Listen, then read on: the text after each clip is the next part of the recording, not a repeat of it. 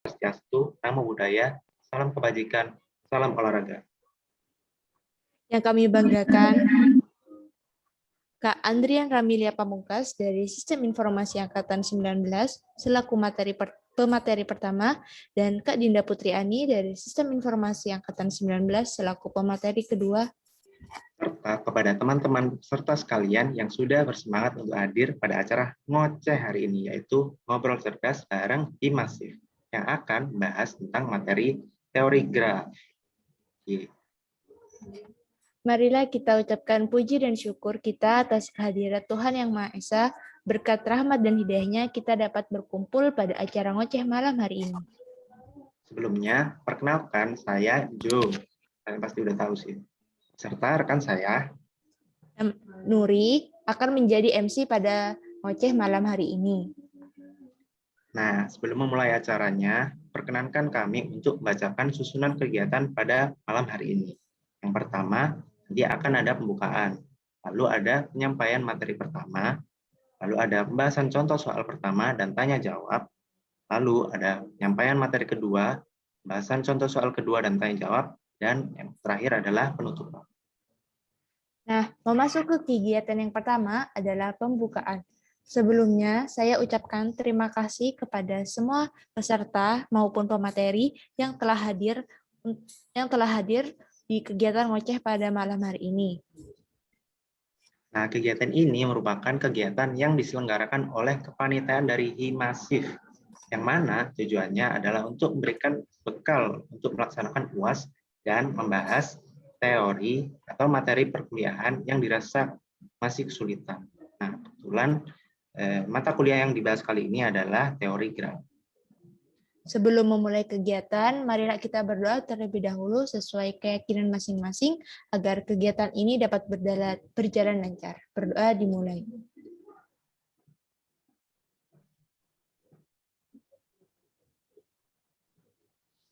Berdoa selesai. Nah, selanjutnya kami akan membacakan mekanisme kegiatan dan peraturan peserta guna kelancaran berjalannya acara. Diharap seluruh audiens yang hadir dapat mengikuti acara dengan lancar serta memperhatikan mekanisme dan peraturan yang ada. Panitia, udah ya. Mekanismenya di sini, pemaparan materi beserta pembahasan contoh soal berlangsung selama 40 menit dan dilanjutkan dengan sesi tanya jawab selama 10 menit untuk masing-masing materi. Ngobrol cerdas masif atau ngoceh dijelaskan oleh dua orang materi secara bergantian. Nah, ngoceh ini akan dimulai ketika MC selesai membacakan mekanisme dan peraturan pembahasan soal. Nah, penyampaian pendapat dan pertanyaan pada sesi tanya jawab diutamakan disampaikan secara lisan untuk menghindari kesalahpahaman atau miskom.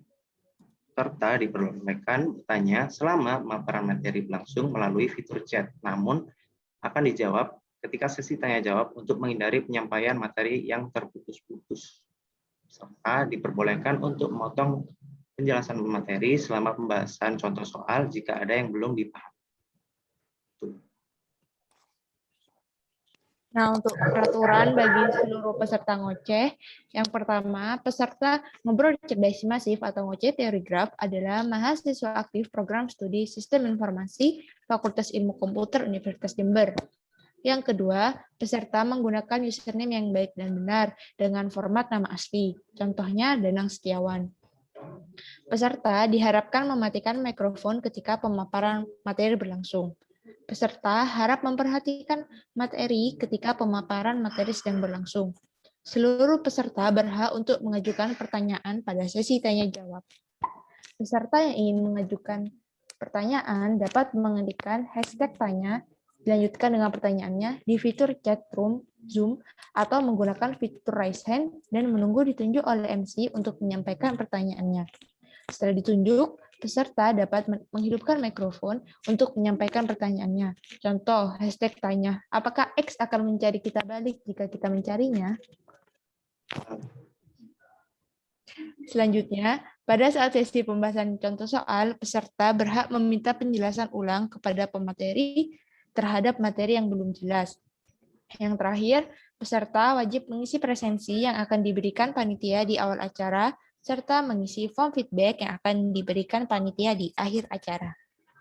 Nah, itu tadi mekanisme serta peraturan peserta yang sudah disampaikan.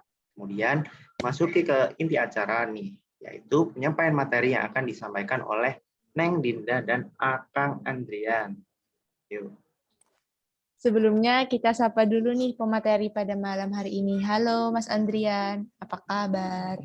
Halo, alhamdulillah baik. Bu. Mas Andrian.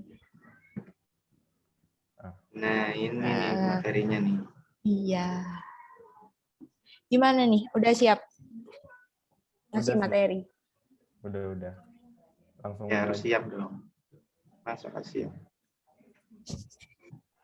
Nah, untuk pembahasan materi yang pertama terkait dengan pewarnaan lokal anti ajaib, lalu ada pengantar himpunan dominasi oleh Akang Andrian. Mari kita coba. Kepada Akang Andrian dipersilahkan. Izin touchscreen ya, Ya, silahkan. masih disable. Host, minta tolong. Sudah, coba lagi Mas. Ya. Udah kelihatan? Sudah, Mas. Oke. Jadi pembahasan teori graf yang kali ini itu yang akan aku jelasin mengenai pewarnaan lokal anti ajaib sama pengantar himpunan dominasi. Jadi pertama, dari pewarnaan lokal anti ajaib ini ada pewarnaan titik anti ajaib lokal. Nah, jadi konsepnya itu sebenarnya kalau kita lihat di bukunya Prof ya, ini aku ngambil dari bukunya Prof. Jadi pewarnaan titik lokal ajaib itu digambarkan sebagai misalkan ya diberikan graf G dengan himpunan titik V dan himpunan sisi E. Sebuah pemetaan FE di mana 1, 2 sampai mutlak E disebut pelabelan anti ajaib lokal jika setiap dua titik bertetangga UV yang merupakan anggota elemen dari V memenuhi WU tidak sama dengan WV. Oke. Di mana WU itu merupakan bobot hasil penjumlahan label sisi-sisi yang berujung pada titik U, yaitu WU sama dengan sigma E anggota elemen E, U, FE, di mana EU adalah himpunan sisi yang berujung di titik U. Oleh karena itu, setiap pelabelan anti ajaib lokal menghasilkan suatu pewarnaan titik yang sempurna pada graf G, di mana titik U diberikan warna WU dan banyaknya warna minimal yang diperoleh dari pelabelan anti ajaib lokal dinamakan bilangan kromatik anti ajaib lokal yang dinotasikan dengan huruf biasanya X, terus ada kayak tanda mutlak gitu, terus A dalam kurung G. Mungkin agak sulit dipahami ya kalau dari teori. Jadi intinya kalau pewarnaan titik anti ajaib lokal itu diperoleh dari penjumlahan bobot sisi-sisi. Jadi nanti yang dijumlahkan itu adalah bobot dari sisi-sisi yang terhubung, di mana dari bobot sisi yang bertetangga itu nggak boleh sama. Jadi contohnya gini, sebenarnya untuk di buku untuk bilangan kromatik anti ajaib lokalnya itu sudah tertulis ya, tinggal kalian cuma perlu belajar bagaimana cara bisa didapatkan, misalkan ya di graf sikel. Kan graf sikel CN dengan N lebih dari sama dengan 3, titik memiliki bilangan kromatik titik ajaib lokal itu sama dengan 3. Nah, kalian yang perlu kalian pelajari itu bagaimana caranya biar didapatkan angka 3 itu. Jadi semisal di sini ya, ada graf sikel dengan sisi-sisinya sebagai berikut. Nah, terus ketika kalian perhatikan, di situ kan ada titik. Nah, di dalamnya itu ada bobot angkanya. Nah, bobot angka ini diperoleh dari penjumlahan sisi yang terhubung ke titik tersebut. Ini misalkan di sini ada 4 sama 3 yang terhubung ke yang warna merah ini. Jadi dia bobotnya tinggal dijumlahin aja, 4 tambah 3 sama dengan 7. Kemudian kalau untuk yang kuning itu 3 sama 6, dia bobotnya 9. Terus kalau untuk yang sebelah sini itu diperoleh 7, itu diperoleh dari ini ya 6 sama 1 gitu. Itu seterusnya ya. Sampai semua titiknya itu punya bobot. Nah, setelah titik-titiknya ini ada bobotnya dari penjumlahan sisi tadi, bisa kalian perhatikan bahwa di sini polanya itu ada angka 6, 7, dan angka 9. Di mana untuk yang nanti yang hasil bobotnya itu 6, dia diberikan warna biru, untuk yang 7 diberikan warna merah, dan kalau 9 dia diberikan warna kuning. Itu. Makanya dia bilangan kromatik titik ajaibnya itu sama dengan 3. Itu. Kemudian kalau selanjutnya untuk graf pohon. Jadi kalau untuk graf pohon itu misal ada graf pohon T dengan L atau leaf-nya lebih dari sama dengan 3 daun, memiliki bilangan kromatik T lebih dari sama dengan L plus 1.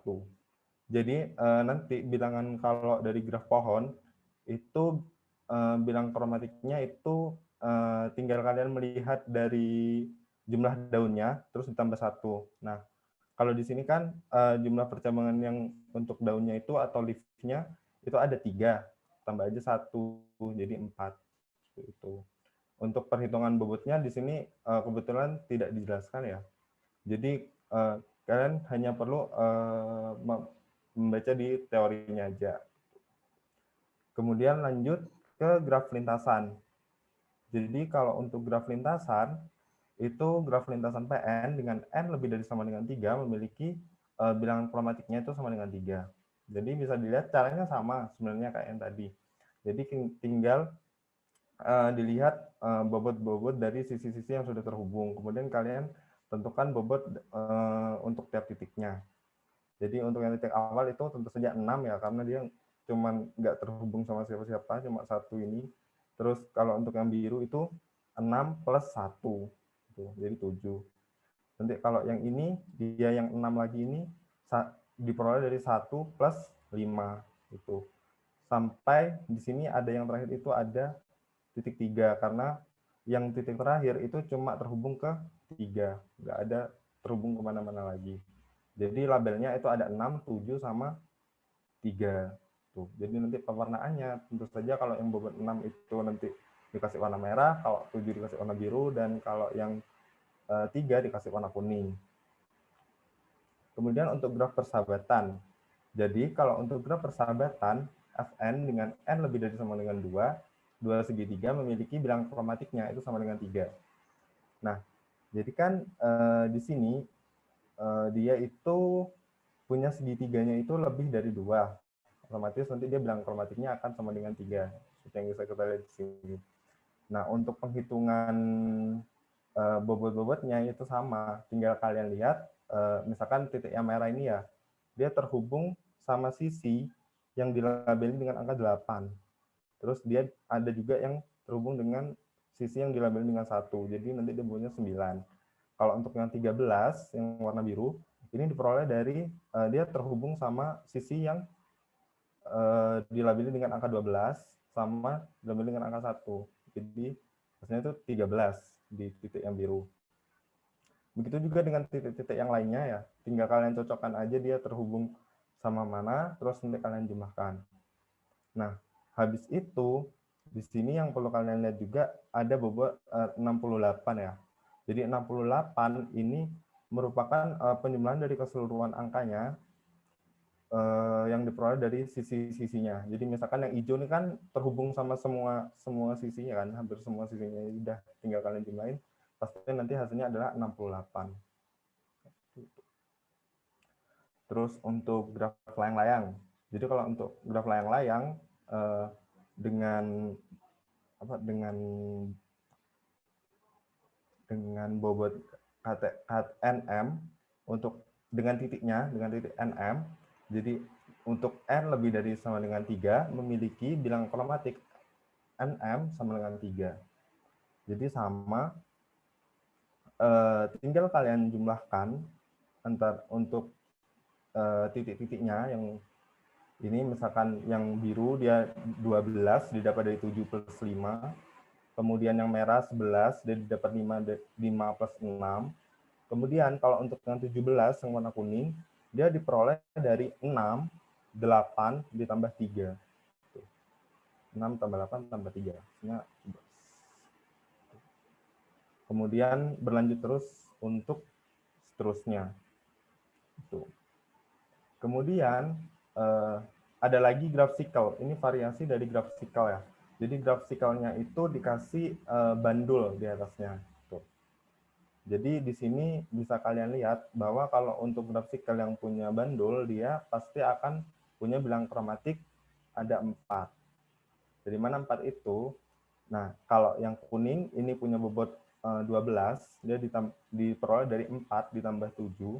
Sementara kalau yang merah dia punya bobot 7 karena dia cuma berdiri sendiri ya yang di atas ini, jadi 7. Kemudian yang biru dia punya bobot 8 karena dia berdiri sendiri. Kemudian yang hijau dia punya label atau bobotnya 15, diperoleh dari 6 tambah 1 tambah 8.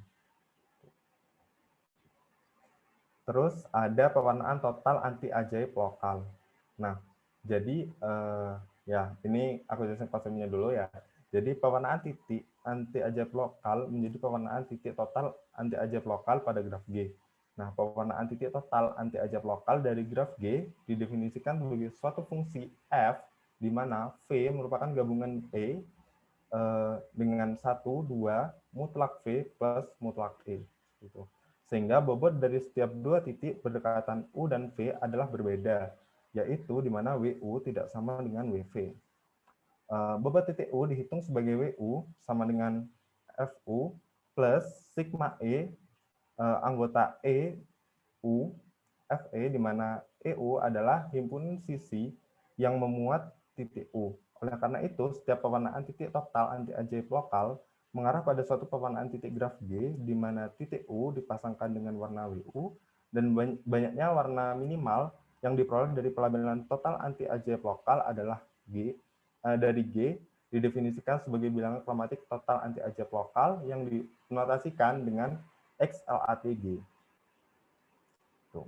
Jadi contohnya di sini ada graph cycle. Dia punya bilangan kromatik total anti ajaib lokal sama dengan 2. Nah, bedanya cara menghitungnya antara total ajaib lokal dengan pewarnaan titik yang biasa tadi, di sini titiknya itu udah ada bobotnya. Jadi nanti dia nilai yang di dalam ini yang bisa kalian perhatikan, mungkin aku pengen catat aja ya sini. Jadi 15 ini dia diperoleh dari 9 ditambah 5 ditambah 1 gitu. Jadi dia nanti perhitungannya diperoleh dari penjumlahan antara bobotnya titik sama bobotnya sisi-sisinya gitu. Jadi yang 18 ini diperoleh dari 11 tambah 1 tambah 6. Gitu seterusnya sampai yang lainnya juga sama caranya kayak gitu. Jadi perbedaannya itu hanya di perhitungannya aja sih sebenarnya. Kemudian lanjut ke slide selanjutnya.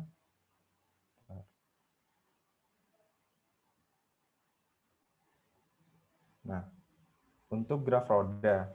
Jadi graf roda WN dengan N lebih dari sama dengan 3 titik tepi memiliki bilangan kromatik total ajaibnya itu sama dengan 3 untuk N genap dan sama dengan 4 untuk N-nya itu ganjil. Nah, kebetulan yang dicontoh ini jumlah sisi sampingnya yang di samping-samping ini itu berjumlah genap kan, ada 6 titik. Jadi nanti dia bilangan kromatik total ajaibnya itu sama dengan 3. Jadi gimana sih caranya? Sama ngitungnya sebenarnya. Kalau untuk yang di luar ini 33 itu diperoleh dari 14 tambah 6 tambah 1. Jadi nanti terus ditambah sebentar. Tambah 12. Nah, tambah 12. Tambah 12 juga. Terus yang 31 itu juga. Jadi dia diperoleh dari 17 tambah 11 tambah 2 tambah 1 gitu. Sementara untuk 76 ini diperoleh dari perhitungan yang di dalam, titik-titik yang ada di dalam, misalkan 12, 11, 7, 8, 9, 10, terus ditambah juga dengan 19. Gitu. Jadi hasilnya nanti adalah 76 kayak gitu. Jadi yang ditotalin itu ya titik-titik sisi-sisi yang terhubung dan titiknya. Tuh, kalau yang pewarnaan total. Cara ngingetnya kan gampang ya. Kalau yang titik biasa itu kalian tinggal menjumlahkan sisinya, kalau yang total kalian itu menjumlahkan sisi yang terhubung dan juga titiknya. Kemudian selanjutnya adalah graf kipas. Jadi graf kipas Fn dengan n lebih dari sama dengan 3 memiliki bilangan kromatik totalnya itu sama dengan 3. Nah, jadi di sini ya bilangan kromatik totalnya itu ada 3 ya. Warnanya ada 3 nih kan, merah, biru, sama kuning. Cara menghitungnya kalau di graf kipas sama yang 24 ini diperoleh dari 15 tambah 8 tambah 1 gitu. Nanti kalau yang 22 itu diperoleh dari 12 tambah 7 tambah 2 tambah 1. Gitu. Dan seterusnya. Kalau yang 49 ya tinggal totalin aja sisi-sisi yang terhubung ini sama titik yang bobotnya 14 ini. Nanti dia hasilnya 49. Kemudian untuk graf persahabatan, jadi kalau graf persahabatan itu dengan jumlah segitiganya lebih dari sama dengan 2, memiliki bilangan total kromatik totalnya itu sama dengan 3. Jadi kalau caranya sama semua, tinggal kalian jumlahin aja antara titik-titik yang terhubungnya. Gitu. Kemudian aku mau langsung ke pengantar himpunan dominasi. Jadi untuk himpunan dominasi itu pengertiannya seperti ini. Jadi himpunan S subset VG disebut himpunan dominasi atau dominating set dari G jika setiap titik dari G didominasi oleh paling sedikit satu titik dalam S. Kardinalitas atau banyak anggota himpunan minimum di antara himpunan dominasi dari G disebut bilangan dominasi atau dominating number dari G yang dinotasikan dengan gamma G. Himpunan dominasi dengan kardinalitas gamma G disebut himpunan dominasi minimum. Jadi di sini ada contoh. Ada contoh beberapa titik ya, yang bisa kalian lihat di bagian A. Itu kan ada beberapa titik. Kemudian kita ambil sampel beberapa titik lagi dari titik tersebut. Apakah dia termasuk himpunan dominasi atau bukan? Jadi kalau yang B dia termasuk titik apa ya? Titik RTWZ ini merupakan himpunan dominasi dengan kardinalitas 4 karena dia dari semua titiknya itu dapat menjangkau titik R. Tuh. Kalau di yang C dia itu bukan himpunan dominasi karena dari sembarang titiknya itu dari titik yang diambil ini yang sampel yang merah-merah ini dia tidak dapat menjangkau R. Nah, kalau yang D, dia itu merupakan himpunan dominasi dengan kardinalitas 3, karena dari sembarang titiknya itu yang sudah diambil, dia itu bisa menjangkau R. Jadi, yang bakalan diambil itu yang D, karena yang kita cari adalah himpunan dominasi dengan nilai yang paling minimum, gitu, dengan titik yang paling minimum. Jadi, yang D yang bakalan kita pakai. Kemudian lanjut ya, sejak himpunan dominasi dalam graf diperkenalkan, bilangan dominasi dari beberapa keluarga graf khusus itu sudah ditemukan. Jadi misalkan dari graf sikkel. Jadi kalau untuk graf sikkel dengan n lebih dari sama dengan 3 titik, nanti bilangan dominasinya itu dia cara menghitungnya n per 3. Jadi n itu adalah jumlah titiknya. Jadi kalau di sini saya ada contoh, dia ada graf sikkel dengan 6 titik, jadi tinggal kalian hitung aja. Bilangan dominasinya itu 6 per 3, sama dengan 2. Kemudian untuk graf lintasan, kebetulan di sini graf lintasan itu saya nggak ada contoh gambarnya, jadi langsung ke rumusnya. Jadi untuk rumusnya sama sebenarnya dengan graf sikkel. Jadi kalau graf lintasan dengan titik n, dengan n titik, dia nanti untuk menghitung bilangan dominasinya pakai n per 3. Sementara itu kalau untuk graf lengkap, itu graf lengkap KN dengan n titik, Untuk nanti bilangan dominasinya sama dengan 1. Ini sudah langsung ditemukan di teorinya ya, jadi nanti kalian udah nggak perlu nyari-nyari lagi, nggak perlu ngitung-ngitung lagi. Jadi tinggal ikutin aja aturan-aturan yang sudah ada di sini. Kemudian untuk graf 2 partisi lengkap. Jadi kalau graf 2 partisi lengkap dengan titik MN, itu nanti dia bilangan dominasinya itu sama dengan 2. Contohnya gini.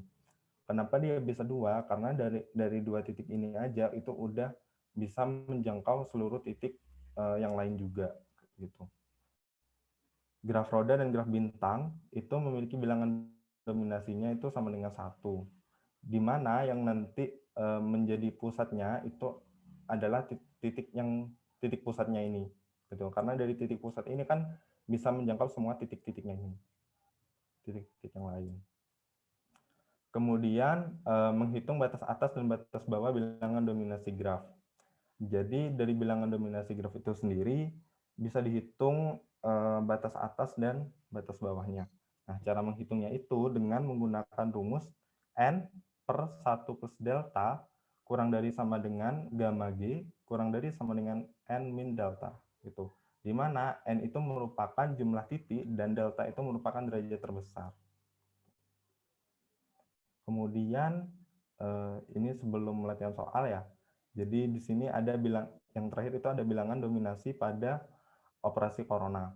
Jadi pada operasi corona graf G berordo mutlak V dari sembarang graf H mempunyai bilangan dominasi sama dengan ordo dari G, yaitu ketika dia graf G di operasi corona dengan graf H, dia akan memiliki bilangan dominasinya itu sama dengan mutlak V atau sama dengan nanti ordonya G gitu.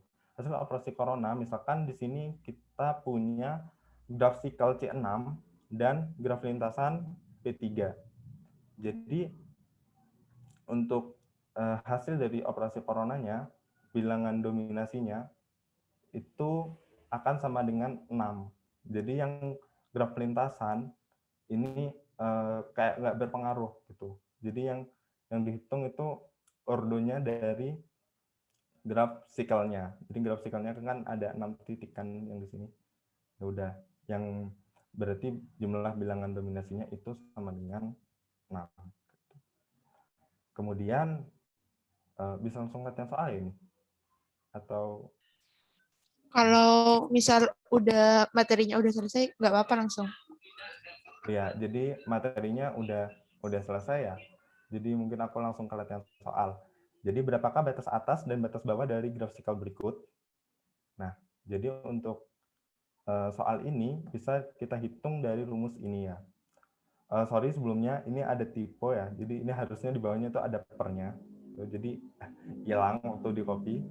Jadi bisa pakai rumus N per 1 plus delta kurang dari bilangan kromatik G kurang dari sama dengan N min deltanya. Jadi untuk N kita tinggal isi ya jumlah titiknya itu 6. Sementara untuk delta itu diisi dengan derajat terbesarnya. Jadi derajat terbesarnya itu kan sama dengan 2. Jadi ya udah kita masukin. Jadi ini nanti adalah 6 per 1 plus 2 kurang dari bilangan dominasi G kurang dari sama dengan 6 min 2. Jadi nanti 6 per 3 kurang dari sama dengan bilangan kromatik G, bilangan dominasi G kurang dari sama dengan 4. Terus hasil akhirnya adalah 2 kurang dari sama dengan bilangan dominasi G kurang dari sama dengan 4. Jadi batas bawahnya 2 dan batas atasnya itu 4. Kemudian terdapat sebuah graf di sini misalkan ya, terdapat sebuah graf sikal C6 dan akan dilakukan operasi corona dengan sebuah graf lintasan P5. Berapakah bilangan dominasi dari hasil operasi tersebut? Lalu apabila graf sikalnya diganti menjadi C8, berapakah bilangan dominasinya? Jadi jawabannya gampang banget ya kalau yang pertanyaan kayak gini. Jadi bisa langsung bilangan dominasi dari operasi corona antara graf sikal C6 dan graf lintasan P5 yaitu akan 6 hasilnya. Karena bilangan dominasi yang dihasilkan dari operasi corona akan memiliki bilangan dominasi yang sama dengan ordo dari graf sikalnya. Gitu. Yang jadi pusatnya lah ibaratnya. Jadi nanti dia kalau misalkan graf sikelnya ordonya 6, terus digabung sama graf lintasan ordonya 5, ya udah berarti nanti bilangan dominasinya itu akan sama dengan 6. Sementara itu, jika graf sikel diganti menjadi C8 dan graf lintasannya tetap P5, maka bilangan dominasi yang dimiliki oleh hasil operasi corona yaitu akan sama dengan 8. Sehingga dapat disimpulkan yang mempengaruhi bilangan dominasi adalah ordo dari sebuah graf yang menjadi pusat dalam operasi corona. Udah selesai. Nah, gimana nih buat penjelasan dari Mas Andrian? Jelas kan? Gimana? Benar, kalau ada yang mau ditanyakan atau kecepatan Mungkin dari kalian ada yang pengen ditanyakan, bisa nulis di kolom chat atau bisa langsung raise hand aja.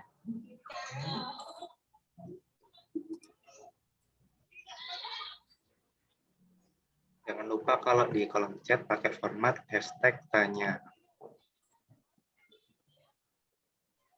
Oh iya.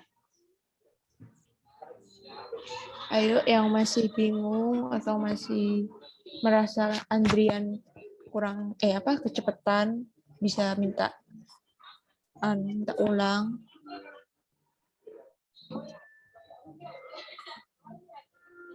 Jangan malu-malu.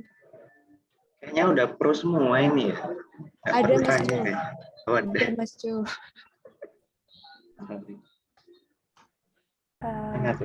Permisi, mohon maaf tidak bisa on cam. Iya, enggak apa-apa. Nama saya Widya Eka Arianti, izin bertanya. Untuk Kak Andrian, yang dimaksud batas atas sama batas bawah pada dominasi ini apa ya, Kak? Oke, jadi ya udah ya. Nah, jadi untuk batas atas sama batas bawah itu kan ini ya biasanya kalian kalau kalian lihat di di bukunya Prof itu kan ada untuk menghitung batas atas dan batas bawah dari bilangan dominasi. Tuh. Jadi nanti dia itu untuk kalau dibilang untuk menghitung bilangan dominasi juga enggak. Jadi dia itu dimintakannya intinya dalam bentuk persamaan gitu. Jadi kalian itu harus menentukan kira-kira bilangan dominasinya itu di antara mana sampai mana gitu. Jadi cara menghitungnya itu dengan menentukan batas atas sama batas bawahnya. Mana? Atau mungkin dari perhitungannya ada yang kurang jelas? Gimana Bu Widya Eka? Sudah, Kak. Terima kasih. Sama. Ayo, yang mau tanya lagi bisa langsung raise hand atau nanya di kolom chat kalau malu-malu. Yuk. Oh iya, tambahan sedikit ya dari aku untuk yang tadi. Sebenarnya kamu nggak usah bingung ya, nanti bedakan kapan disuruh ngitung batas atas sama batas bawah, kapan disuruh ngitung bilangan dominasi, karena itu nanti pasti di soalnya dijelasin kok. Misalkan kalau disuruh hitung batas atas sama batas bawah, ya udah tinggal masukin di rumus yang tadi. Kalau misalkan disuruh ngitung bilangan dominasi, ya tinggal lihat aturan-aturan yang sudah ada gitu. Kalau untuk bobot caranya sama. Kayak tadi.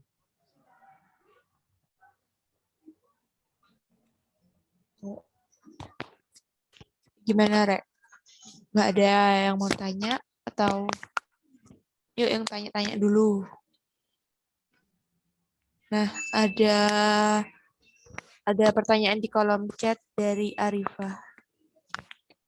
Mungkin mau dibacakan aja ya.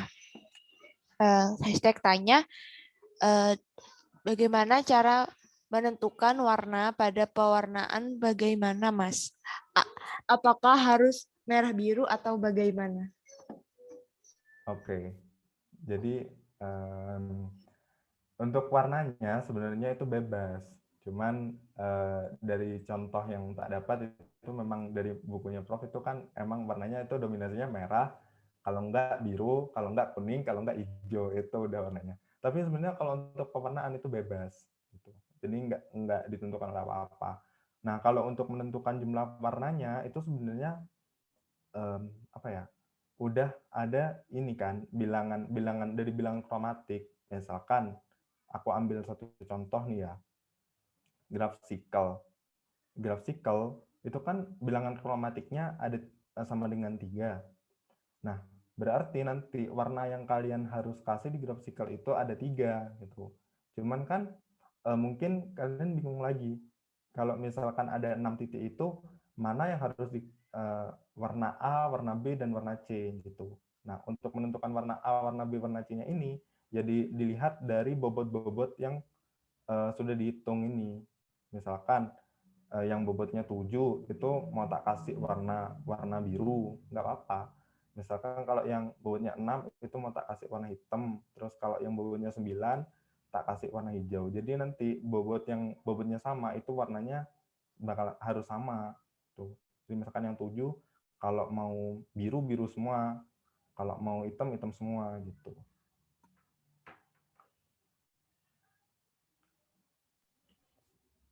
Gimana dari Arifah?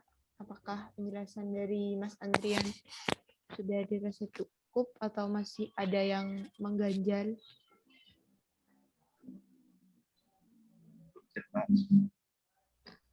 Ada yang dari Azril Izzar Rahman. Hashtag tanya, bagaimana peletakan warna pada pewarnaan graf, Mas? Ayo, Mas. Jawab, Mas. Ya. Jadi untuk peletakannya dia juga bebas sebenarnya. Ya, yang harus diperhatiin ya ininya apa bobotnya. Kan kayak udah aku bilang, nanti itu pasti dari perhitungan bobot itu pasti ini udah dikasih sih di soal. Yang 4, 3, 6, 1, 5, 2 ini pasti udah dikasih. Terus nanti kalian itu yang harus ngitung yang bagian dalamnya ini, yang ada di dalam-dalamnya ini. Itu yang harus kalian hitung. Nah, kalau untuk penentuan warnanya kayak yang sudah aku bilang tadi, kalau yang bobotnya 6 itu kasih warnanya harus sama, yang bobot 6 juga. Yang 6 sama 6 ini harus sama nanti warnanya. Yang 7 sama 7 ini harus sama, dan yang 9 itu juga harus berbeda, nggak boleh sama kayak yang 6 sama 7. Itu harus beda warnanya, harus 3 warna ya kalau kita lihat dari bilang kromatiknya. Tapi kalau untuk peletakannya ya tinggal menyesuaikan sama bobot-bobotnya ini tadi.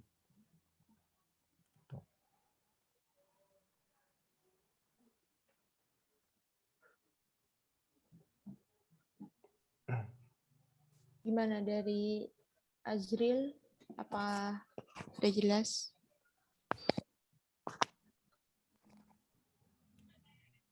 Sama-sama. Yuk, yang lain yuk. Tanya yuk. Bisa langsung open mic aja kalau mau tanya. Oh, Tapi iya. harusnya dulu. Ada tambahan ya, Rek ya. Jadi Iya. warnanya yang bertetangga itu kalau kalian perhatikan dia nggak boleh sama ya. Jadi misalkan yang merah ini kan dia bertetangga sama yang biru. Ini kan beda-beda kan sama tetangganya warnanya. Tuh. Bisa dilihat nih ya. Pasti beda-beda sama titik yang bertetangga. Warnanya itu bakalan berulang sesuai bobotnya, tapi nanti dia kalau untuk yang bertetangga itu pasti beda. Ini kan lihat, yang biru dia sama merah gitu. Yang bertetangga nggak mungkin sama. Berarti kalau bertetangga ini nggak boleh sama gitu.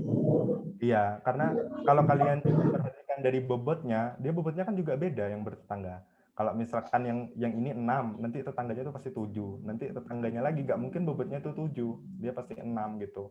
Makanya nanti dia warnanya pasti beda-beda yang bertetangga. Kan aku bilang tadi untuk yang bobotnya sama itu warnanya nanti bakalan sama. Misalkan bobotnya 6 nanti dia warna merah, kalau yang 7 dia warna biru, kalau yang 3 ini warnanya kuning. Oh, baik gitu. Yuk yang mau nanya yuk.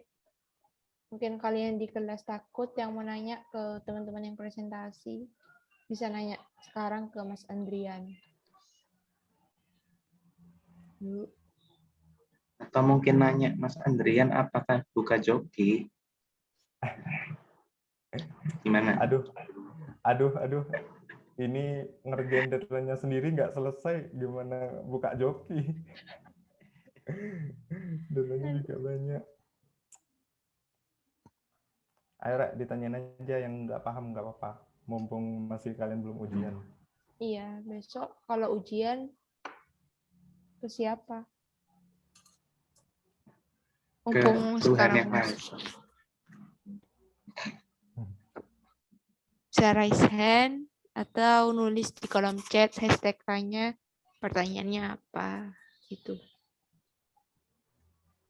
Yuk, jangan malu-malu. Kalau malu kalian nggak paham.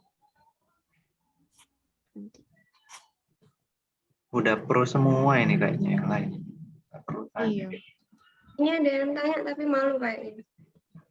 Kamu Lu- tadi yang tanya. Enggak, temanku ngecat aku. Oh, Ya. ayo, temannya Dinda. Itu katanya Mas Andri C6 sama P3 itu diapain kok bisa tiba-tiba dapat jawabannya 6. Oh, oke. Yang latihan 2. Ya. Bentar. Yang latihan 2. Oh, yang C6 ini ya, C6 sama P5 ya. Dia dapat jawabannya 6. Nah, balik lagi ke konsep yang ada di sini. Jadi nanti untuk operasi corona, misalkan operasi corona antara tadi ya graf sikel sama graf lintasan H gitu. Nah, di sini bisa kalian lihat bahwa di sini graf lintasannya itu nggak berpengaruh terhadap untuk perhitungan bilangan dominasinya. Dan yang berpengaruh itu adalah ordo dari graf sikelnya. Tuh. Jadi kan kalau misalkan C6 itu berarti kan ordonya ada 6 gitu, ada 6 titik. Dia punya 6 titik. Yang berarti nanti bilangan dominasinya itu sama dengan 6 gitu. Terlepas dari graf lintasan ini mau kalian rubah P berapapun, kalau yang jadi pusatnya itu graf sikelnya, ya tetap yang untuk bilangan dominasinya pasti akan 6 gitu. Jadi kan di sini kan aku coba rubah kan, dia graf lintasannya jadi P5. Tapi dia tetap nanti bilangan dominasinya akan sama dengan 6 karena yang berpengaruh itu graf sikelnya yang jadi pusatnya. Nih, kalau misalkan masih bingung dipahamin ini lagi ya yang di sebelah sini. Jadi yang di sini itu kan untuk bilangan dominasinya sama dengan 6 juga. Padahal ini di sini graf lintasannya ada yang punya 3 titik, tapi dia nggak berpengaruh apa-apa. Yang berpengaruh itu yang di graf sikelnya. Karena dia nilainya nanti sama dengan ordo dari graf G-nya. Gimana?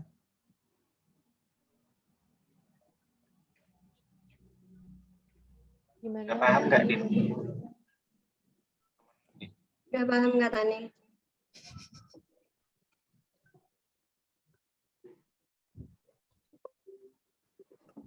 Yuk, mungkin ada yang mau nanya lagi.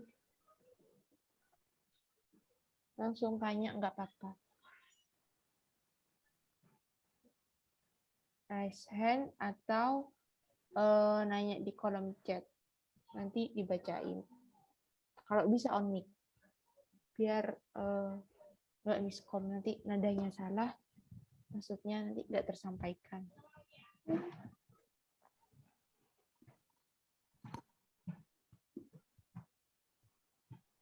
Yuk, yang mau nanya. Yuk tanya yuk. Mumpung ada materi-materi yang jago ini. Yang pro. Pro banget sih. Gila sih. Dulu aku di joki juga sebenarnya. Jujur sekali ya Jo ya. Makanya karena hari ini materinya nggak mau di joki ya. Nah iya, mumpung ada kesempatan. Yuk.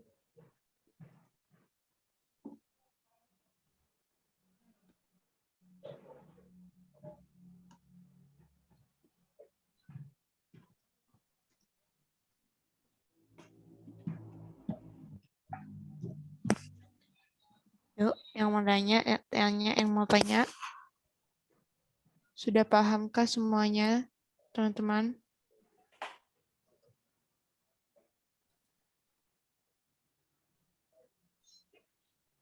Tapi dari pemberian materi tadi udah jelas banget sih kalau menurutku sih. Mm-mm.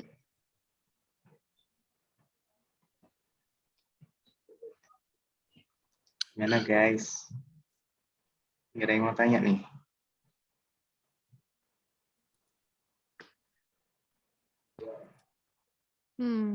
Oh, itu.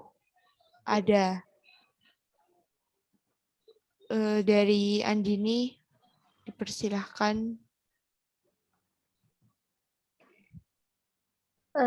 Permisi kepada pemateri, saya ingin bertanya tentang bilangan dominasi. Itu bagaimana sih cara kita mengenali gambar graf yang bilangannya itu dominasi? Terima kasih.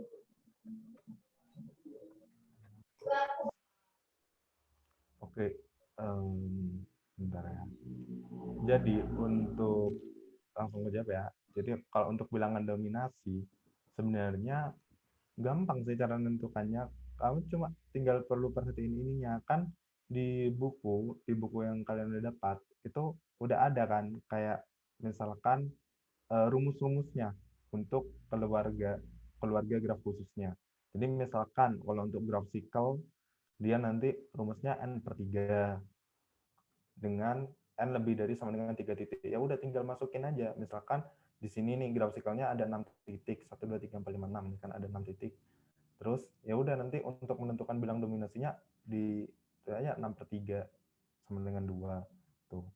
Kalau untuk graf lintasan sama rumusnya n/3. Jadi kalau misalkan mana ya contohnya graf lintasan.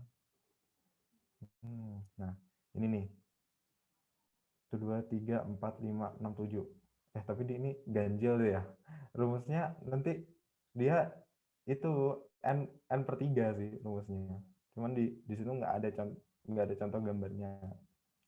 Harusnya genap sih. Atau berkelipatan 3. Oh, berkelipatan 3 harusnya. Terus kalau untuk graf lengkap, dia nanti bilangan dominasinya pasti sama dengan 1. Berapapun titiknya dari graf lengkap itu, nanti bilangan dominasinya pasti sama dengan 1. Tuh, tinggal lihat rumusnya aja. Kalau untuk graf untuk operasi corona, ya tinggal ngikutin cara yang tadi. Jadi nanti kalau misalkan ada graf G sama graf H di operasi corona, nanti bilangan dominasinya itu pasti sama dengan ordo atau jumlah titik dari graf G. Gimana?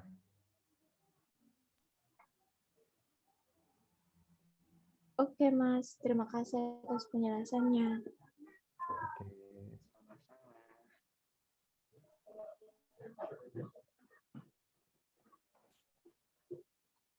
Mungkin ada yang mau tanya lagi, teman-teman, kawan-kawan sekalian. Yuk, tanya yuk. Yuk.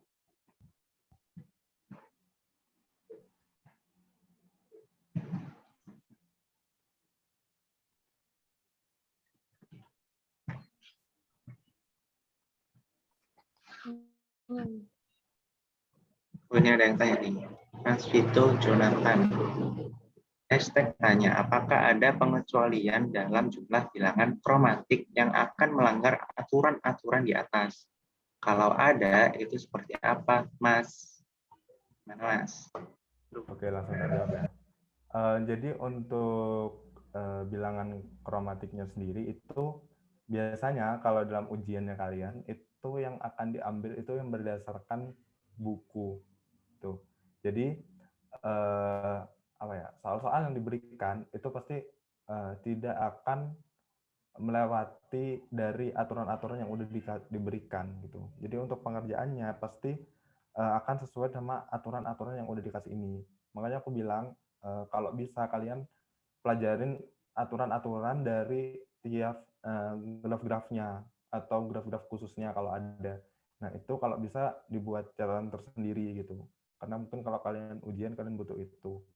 Sama kayak yang perhitungan-perhitungan kayak gini, batas atas sama batas bawah itu kalau bisa dipahami lagi. Kayaknya kalau seperti itu sih kalau dari pengalamanku.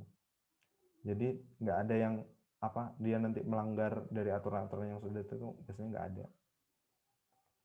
Jadi pengerjaannya tetap sesuai sama aturannya. Gimana dari Transvito? Baik Kak, terima kasih banyak.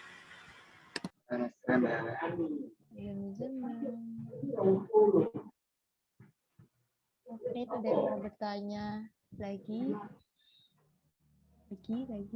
lagi? Lagi?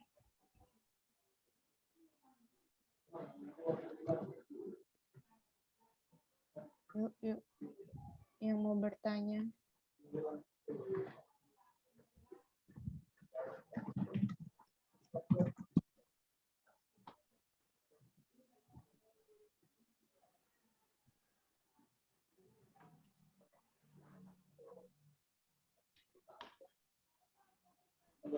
Ayo guys, yang mau bertanya bisa raise hand atau chat di kolom chat dengan hashtag tanya dan langsung tuliskan pertanyaannya.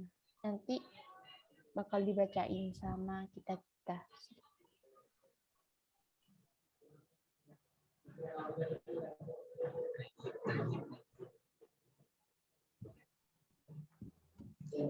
Yuk bisa yuk tanya yuk.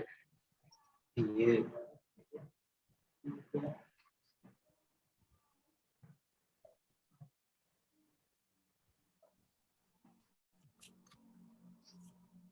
Yuk. Serem gitu.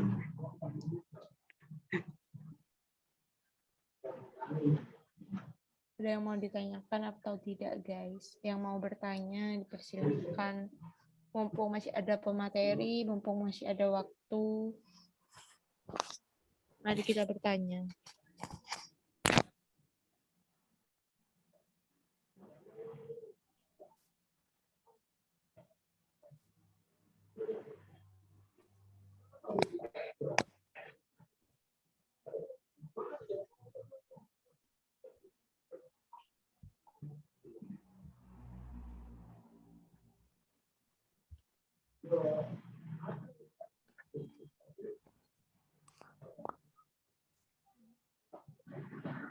Ya.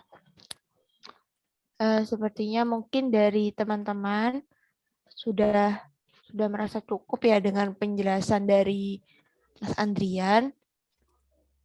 Nah, selanjutnya kita masuk ke pemaparan materi kedua yang akan disampaikan oleh Kak Dinda. Nah, pembahasannya ini ada 3 materi. Yang pertama, pelabelan graf ajaib, pelabelan graf tidak teratur, dan himpunan dominasi jarak. Nah, kepada Neng Dinda, laksanakan.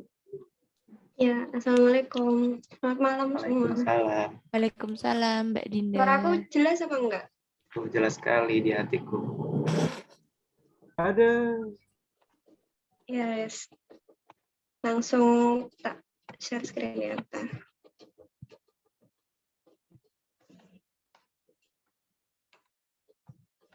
Kelihatan enggak? Sudah, Mbak. Nggak bisa ini apa? Selesai.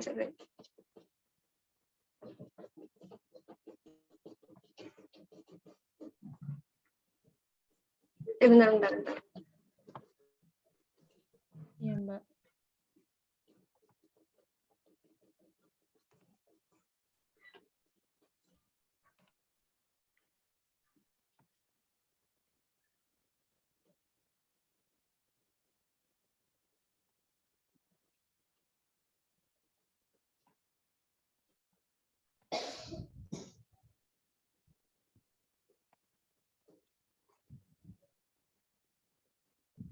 Apa perlu bantuan dari... Oh, enggak. Jadi. Enggak, ini kalau aku mau mencet presentasi tapi ketutupan ya. Oh, langsung F5 aja, Mbak. Pencet F5. Masalahmu selesai. Oh gitu. Beda ini yang beda.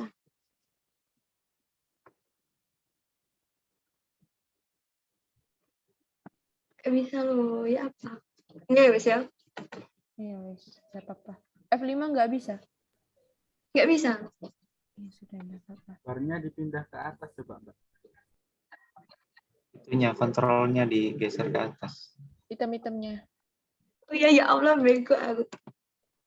Astagfirullah, Mbak Dina. Sudah. Gak apa-apa, Mbak, dimaafkan. Ya. Ini nggak bisa dihilangin kan ini? Iya, sudah. Oke. Assalamualaikum warahmatullahi wabarakatuh. Di sini aku mau jelasin yang pertama pelabelan graf ajaib dulu. Enggak kena. Nah, ini dibagi jadi 3 materi. Yang pertama pengertian pelabelan graf ajaib. Terus pelabelan graf ajaib itu kan ada 2, ada sisi sama ada titik ajaib. Nah, untuk pelabelan graf ajaib sendiri itu kenapa disebut ajaib? Itu soalnya nanti bobot dari tiap-tiap elemennya itu sama. Jadi kenapa disebut dengan ajaib? Mungkin kalau materi agak kurang paham ya, langsung ke implementasinya aja. Nah, ini untuk pelabelan graf total sisi ajaib, berarti kan fokusnya kan dia ke sisi. Berarti nanti bobot sisinya itu sama. Jadi tiap-tiap sisi pada graf itu nanti bobotnya sama. Untuk menghitung bobot dari bobot sisi itu caranya bobot dari U ditambah bobot U V ditambah dengan bobot V sama dengan K. K itu bilangan konstan yang dipunyai sama graf ajaib. Pelabelan graf ajaib. Kalau U sendiri itu elemen titik ya. Kalau UV itu elemen sisi, kalau V itu elemen titik kayak gitu. Untuk lebih jelasnya kayak gini. Untuk lebih jelasnya, misal ini ya, ini kan ada contoh pelabelan total sisi ajaib. Nah, dia itu punya konstanta ajaibnya K sama dengan 29. Nah, kenapa dia punya konstanta ajaibnya sama dengan 29? Soalnya dia tiap-tiap sisinya itu punya bobot 29. Coba deh kalian hitung. Misal aku ambil sisi yang 24 ini ya. Berarti kan cara ngehitung bobotnya, ingatkan pelabelan total sisi ajaib. Berarti kan fokusnya ke sisi. Berarti cara ngehitungnya, untuk sisi yang 24 ini, dihitung ditambah dengan titik-titik yang terhubung sama sisi itu. Berarti kan titik yang terhubung sama sisi 24 ini yang punya label 1, sama yang punya label 24 adalah 24, bobot sisi itu sendiri ditambah dengan bobot 1 atau titik yang terhubung, kemudian ditambah bobot dari titik yang terhubung yang satunya yaitu 4. Berarti 24 tambah 4 kan 28, terus ditambah 1, jadi ini 29. Begitupun sisi-sisi yang lain. Misal aku ambil sisi yang ini. Sisi yang 21 ini. Nah, sisi yang 21 ini bobotnya berapa? Caranya sama. Jadi sisi itu sendiri sisi itu sendiri, ya Allah, bentar. Sisi itu sendiri ditambah dengan yang terhubung oleh sisi itu. Jadi 21 ditambah dengan 5 ditambah dengan 3 jumlahnya 29. Nanti kalau kalian coba sendiri setelah selesai materi, itu pasti semua sisinya itu bobotnya 29. Makanya dinamain pelabelan ajaib kayak gitu.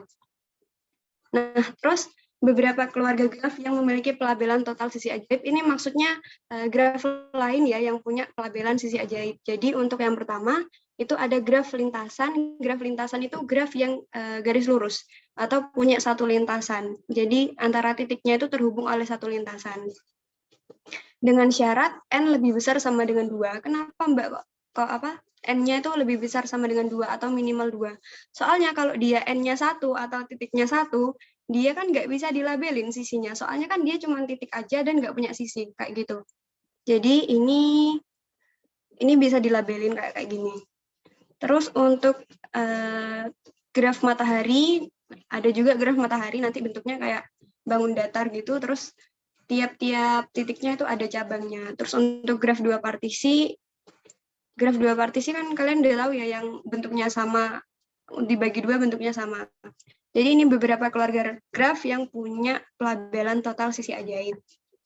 Nah, untuk yang ketiga ini pelabelan graf titik ajaib. Nah, kan sebelumnya kan sisi. Nah, sekarang berarti dia fokusnya ke titik. Jadi gimana caranya kayak sama kayak tadi, cuman ini fokusnya ke titik aja. Berarti kan kalau aku hitung bobot dari titik 8, berarti titik 8 ini dijumlahkan dengan sisi-sisi yang terhubung ke titik itu. Jadi kan ini untuk titik dengan label 8 dia kan terhubung sama sisi dengan label 1, sisi dengan label 3 sama sisi dengan label 4. Berarti dia bobotnya 8 ditambah 1 ditambah 3 ditambah 4. Berarti K-nya atau konstanta ajaibnya itu 16. Begitupun untuk titik yang lain. Misal aku ambil titik yang 7 ini, yang pojok kanan ini. Nah, cara menghitungnya sama, berarti bobot dari titik itu sendiri dijumlah dengan bobot dari sisi-sisi yang terhubung ke titik itu. Jadi 7 ditambah 4 tambah 5 sama dengan 16. Kayak gitu. Nah, untuk pelabelan total titik ajaib ini, itu nggak semua graf memiliki pelabelan total ajaib. Kalau yang tadi kan, yang sisi, untuk graf lintasan dengan 2 titik itu kan dia punya pelabelan sisi ajaib kan. Kalau ini dia nggak punya. Kenapa? Soalnya itu nanti konstantanya beda. Misal aku di sini di titik X, ini nyebutnya titik X ya. Bobot titik X, aku labeli dengan bobot 1. Terus untuk bobot sisi X, Y, aku labeli dengan 2. Terus untuk bobot titik Y, aku labeli sama 3. Berarti kan 1, 2, 3. Terus kita hitung bobotnya. Untuk titik X, berarti kan dia bobotnya 1, ditambah dengan sisinya 2, berarti dia bobotnya 3. Untuk titik yang Y, dia kan labelnya tadi 3 kan. Terus ditambah dengan bobot sisinya berarti 2, 3 tambah 2 berarti 5. Jadi untuk bobot-bobot X sama Y itu 3 sama 5 kan beda. Berarti kan udah nggak ajaib lagi, makanya itu nggak bisa. Kayak gitu. Nah, ini juga contoh beberapa keluarga graf yang punya pelabelan total titik ajaib. Ini berdasarkan paper ya, papernya juga sudah ada di kalian cari aja di Google, terus di PDF-nya Prof. Slamin juga ada. Ini untuk graf sikel CN, untuk N lebih besar sama dengan 3. Ya kan graf sikel kan graf yang terhubung dan nggak terputus kan, itu minimal titiknya 3, kayak gitu. Jadi dia punya pelabelan total titik ajaib. Terus graf lintasan dengan minimal titiknya 3, kemudian graf 2 partisi, terus tiap generalisasi graf Petersen. Generalisasi itu pengembangan graf Petersen, jadi dia nanti ditambah sisinya. Kemudian gabungan 2 generalisasi graf Petersen yang isomorfis. Isomorfis itu sama bentuknya. Oh, ini nanti ya. Oke, untuk pelabelan ajaib mungkin cukup sampai situ. Terus ini lanjut ke materi selanjutnya. Untuk pembahasan soal nanti waktu akhir-akhir aja. Nah, ini terus pelabelan graf tidak teratur. Konsepnya sama kan, pelabelan itu kan ngelabelin graf dengan bobot-bobot atau angka-angka yang berbeda ya. Untuk graf ajaib sama graf tidak teratur ini ada hubungannya. Kalau graf ajaib kan dia bobotnya sama. Kalau graf teratur ini dia memiliki bobot yang tidak sama pada tiap titiknya. Jadi kita harus melabeli tiap-tiap titik itu dengan angka yang berbeda, juga punya bobot yang berbeda juga. Tapi untuk sisinya boleh melabeli dengan angka yang sama. Nah, untuk pelabelan tidak teratur ini dia memiliki satuan namanya TVS G, itu artinya nilai ketidakaturan dari graf G. Jadi ini aku langsung ke implementasinya aja.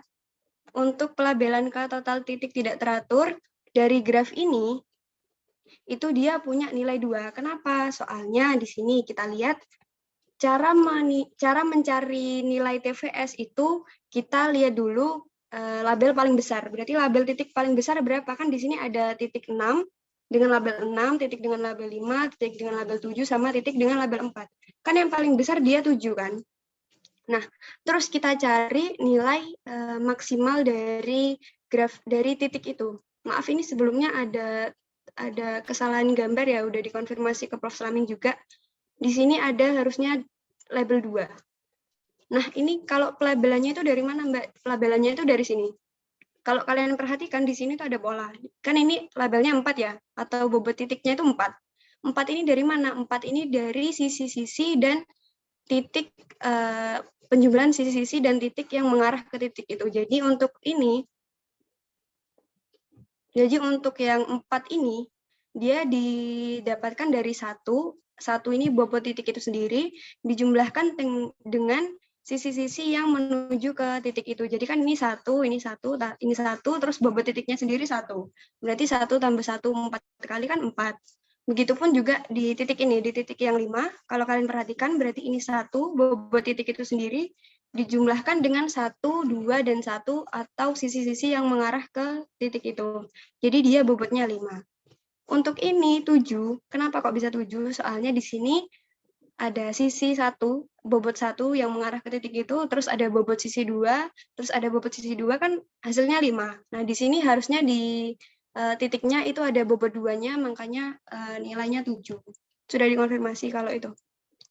Nah, ini untuk menghitung total TVS-nya itu kayak yang aku jelasin tadi, berarti nilai terbesarnya kan 7 di sini, label terbesarnya kan 7. Terus berarti nilai paling maksimum yang menuju ke titik itu kan 2 kan. Berarti makanya nilai TVSG-nya itu sama dengan 2.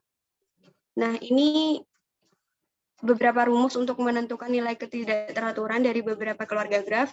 Ini nanti tinggal kalian masukin aja sih sebenarnya. Cuman yang paling masuk itu graf lengkap sama graf sikel. Untuk graf bintang ini ya bentuknya kayak bintang. Untuk graf prisma ya seperti prisma. Untuk graf sikel ya yang nggak terputus tadi. Untuk graf lengkap dia yang semua titiknya itu terhubung ke titik lain. Kayak gitu. Mbak Dinda. Ya, waktunya habis. Enggak, bukan agak pelan-pelan. Soalnya materi ini banyak. Oke. Iya, ya. Nah, terus ini juga beberapa rumus dari keluarga graf. Tinggal masukin aja sebenarnya. Langsung diimplementasi aja di sini. Nah, ini juga ada contoh lain. Ini nilai total TVS-nya itu sama dengan 3. Kenapa sama dengan 3? Soalnya di sini kita bisa lihat kan, di sini bobot paling tingginya kan di angka 13, di titik 13. Nah, sisi yang mengarah ke 13 itu paling gede ke berapa? Sisinya kan 3. Berarti nilai total TVS F3-nya itu 3, kayak gitu. Ya, ini sama sih, ini juga masuk ke keluarga graf, rumus-rumus keluarga graf juga. Tinggal masukin ke rumusnya aja ini.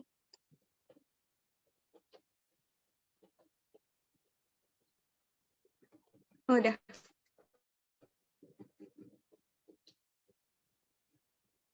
Sebenarnya kalau kalian paham konsepnya, enak sih, tinggal masukin aja kalau ke rumus.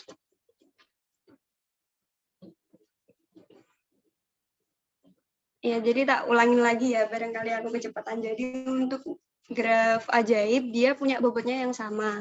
Kalau pelabelan sisi, dia fokusnya ke sisi, berarti sisi ditambahkan dengan titik-titik yang terhubung ke sisi itu.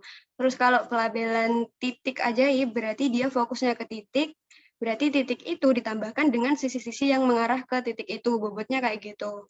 Dengan K atau bilangan konstanta ajaibnya itu harus sama kalau bilangan pelabelan ajaib. Terus kalau yang pelabelan tidak teratur, dari namanya aja kalian udah tahu kan, tidak teratur berarti dia punya bobot tiap titiknya itu berbeda.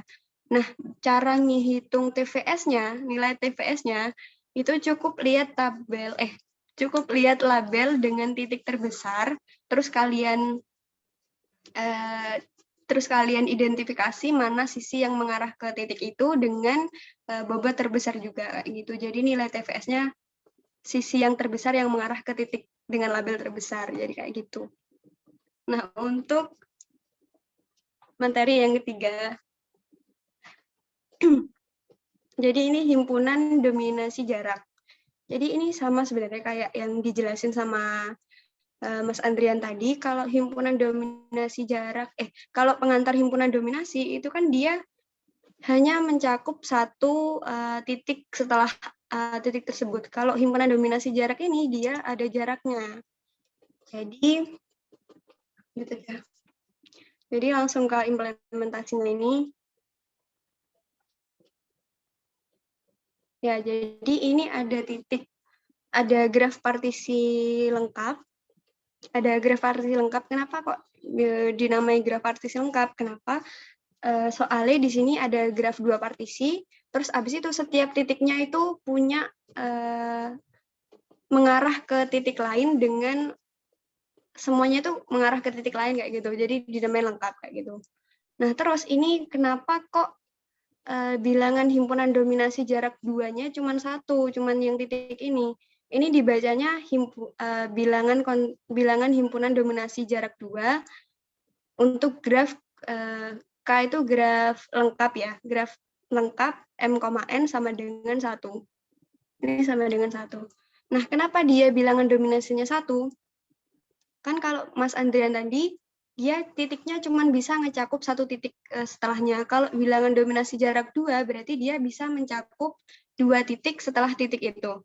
Berarti kalau aku ambil titik ini ya, berarti kan dia bisa menjangkau titik ini, titik yang dihubungkan dengan sisinya, berarti kan titik X sama titik U.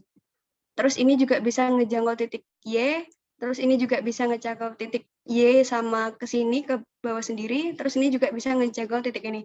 Itu intinya gini loh, kita harus menentukan titik yang bisa ngedominasi atau ngehandle semua titik lain yang ada pada graf itu. Nah, di sini bedanya kalau Mas Andrian tadi nggak ada jaraknya, kalau aku ada jaraknya yang himpunan dominasi jarak. Kalau di logika, kembali aja. Kalau di logika ya misal, aku mau nyoret-nyoret. Kalau di logika misal di sini, ini rumahku ya. Ini rumahku, terus di sini tak kasih lampu sama aku. Tak kasih lampu warna hijau. Nah, terus di sini yang Y ini rumahnya Jo. Ya, terus yang X ini rumahnya Mbak Nuri. Oke. Terus yang U ini rumahnya siapa? Ini rumahnya siapa? Rumahku, Mbak. Terserah, Ya, situ. Ya, situ. Terus ini rumahnya si W, terus ini rumahnya si Z, ya. Nah, lampuku ini bisa ngejangkau 2 rumah yang sejalan sama rumahku. Kayak gitu. Jadi kan ini anggapan yang sisi ini jalan ya, yang sisi itu jalan. Berarti kan lampu ini bisa menerangi rumahnya Nuri, juga bisa menerangi rumahnya si U. Ya kan? Nah, lampu rumahku juga bisa menerangi rumahnya si Jo. Ya kan? Soalnya dia jaraknya 1, bisa diterangi. Soalnya maksimal dia nerangin jaraknya 2. Terus yang si W ini juga bisa diterangin dengan jalan lewat rumahnya si Jo dulu, baru ke W. Terus abis itu yang si Z juga bisa diterangi. Soalnya dia bisa langsung menerangi lewat jalan yang ini, kayak gitu. Logikanya kayak gitu. Kok nggak lanjut?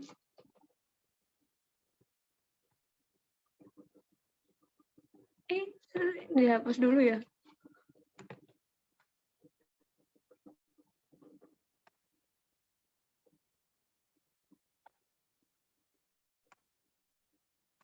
Jadi bisa disimpulkan bahwa di sini jumlah bilangan himpunan dominasinya itu cuma 1 atau cuma 1 titik. Jadi 1 titik ini bisa menerangi semua titik yang lain kayak gitu, bisa ngedominasi semua titik lain.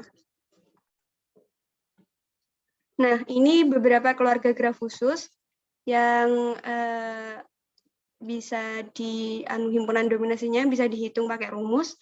Yang pertama ada graf lintasan PN. Graf lintasan itu ya graf yang lurus tadi itu dengan minimal titiknya sama dengan 2. Itu tinggal masukin ke rumus saja N/5. Ini langsung aja.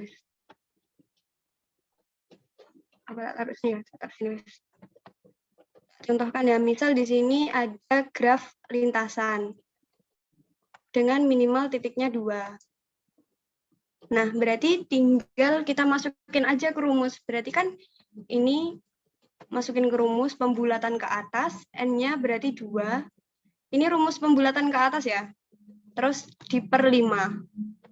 Berarti kan 2/5 dibulatkan ke atas. Berarti kan 2,5 itu kan 0,4 kan ya. 0,4 kita bulatin ke atas kan berarti 1. Berarti dia himpunan dominasinya 1. Terus kalau dibuktiin pakai gambar graf, ini bisa Berarti aku nambah lampu di rumahku di sini, dia kan bisa menerangi tetangganya yang ada di sini. Berarti cukup satu rumah yang dikasih lampu. Berarti cuma satu yang jadi himpunan dominasinya kayak gitu.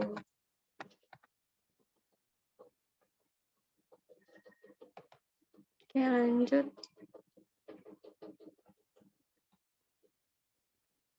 Nah, ini himpunan dominasi jarak 2 pada graf hasil operasi corona dari graf sikel dan graf lintasan. Graf hasil operasi itu graf gabungan ya. Jadi ini graf corona itu didapetin dari edgecomb antara graf sikel sama graf lintasan.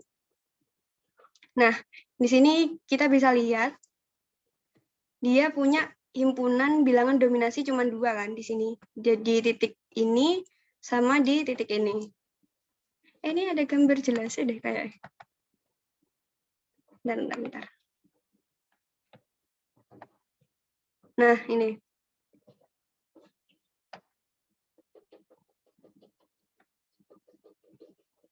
Ini tak jelasin bedanya ya. Bedanya antara yang himpunan biasa sama yang himpunan jarak. Kalau himpunan biasa kan dia cuman bisa menerangi satu rumah dengan jarak 1 kan. Berarti dia himpunan dominasinya ya titik ini, soalnya titik ini ngehandle titik yang ini, ngehandle titik yang ini. Terus titik ini ngehandle titik yang ini. Begitupun seterusnya. Makanya himpunan dominasinya di sini ada 1, 2, 3, 4, 5, 6. Ada 6 himpunan dominasi. Terus kalau yang graf himpunan dominasi jarak, dia berhubung dia bisa menjangkau rumah dengan jarak 2, makanya dia untuk titik X, dia kan bisa ngehandle titik yang ini kan. Dia juga bisa ngehandle titik yang ini. Kenapa? Soalnya kan dia jaraknya 2. Pertama lewat dari Y dulu, terus ke titik yang ini. Terus ke Y, ke titik satunya. Berarti dia bisa mendominasi titik yang di atas ini. Dia juga bisa mendominasi titik yang W dan graf lintasan ini, soalnya dia jaraknya 2. Dari titik ini dia bisa menerangi rumah yang W, juga bisa menerangi rumah cabangnya yang W. Berarti untuk yang sisi sebelah sini, dia didominasi oleh titik yang ini. Titik yang Y ini. Kayak gitu. Nah, kenapa titik Y ini nggak bisa mendominasi yang sebelah sana? Soalnya kalau kita hitung, Y ke Z, dia bisa ngedominasi, bisa. Tapi kalau dari Y ke sini, ke anaknya Z, dia kan nggak bisa. Soalnya dia jaraknya 3. Berarti nggak masuk penerangannya si X, kayak gitu. Nah, terus kalau sisi selanjutnya kayak gitu juga. Berarti bilangan dominasi ini, si U, dia bisa ngedominasi titik-titik cabangnya, dia juga bisa ngedominasi titik seberang dan cabangnya juga, soalnya jaraknya masih 2. Terus yang ini juga bisa ngedominasi titik seberang dan cabang-cabangnya. Jadi untuk sisi yang sebelah sini, dia didominasi sama titik yang U. Makanya dia jumlah himpunan dominasinya sama dengan 2. Nah, ini 2, ini 6. Jadi bisa dilihatkan bedanya. Kalau yang himpunan dominasi biasa itu jaraknya cuma 1, dia bisa menerangi satu rumah aja. Kalau yang himpunan dominasi jarak 2, dia bisa menerangi rumah dengan jarak 2. Kayak gitu.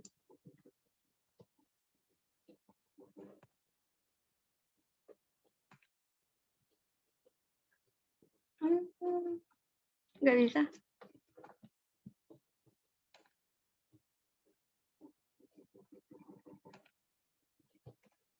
Ini sama kayak tadi. Berarti ini cari dulu. Kan untuk titik X, dia bisa ngejangkau ini. Bisa juga ngejangkau ini. Terus dia bisa ngejangkau dia kan bisa ngejangkau titik ini. Ya Allah, aku. Yes. Dia bisa ngejangkau titik ini sama ini. Ini juga. Soalnya kan ini ke sini jaraknya 2. Ini ke sini jaraknya 2. Ini ke sini juga 2. Ini ke sini 2. Ini juga. Soalnya dia pokoknya bisa ngejangkau titik semua ini. Ini kalian pinter-pinter ngelihat aja sebenarnya. Kalau dominasi. Pokoknya tentuin titik yang mana bisa ngedominasi semua titik yang lain. Gitu.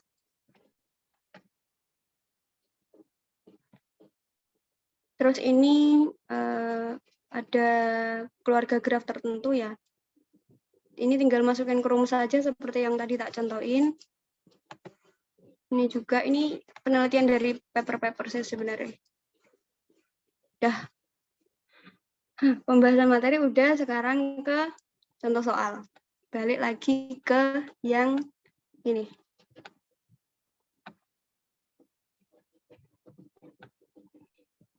Ya, untuk contoh soal di sini ada dua graf generalisasi graf Peterson. Ini kan sebelumnya dari graf Peterson terus digeneralisasi. Kalau graf Peterson kan dia sisinya ada 5. Kalau ini digeneralisasi ditambah satu sisi, dia jadi sisinya 6. Nah, ini ada yang bisa jelasin nggak kenapa ada yang bisa jelasin dia pelabelan total sisi atau pelabelan total titik, terus K-nya berapa? Ayo yang bisa jawab. Bisa jawab, Rek. Di Ya, notis mungkin nanti sama Mbak Dinda.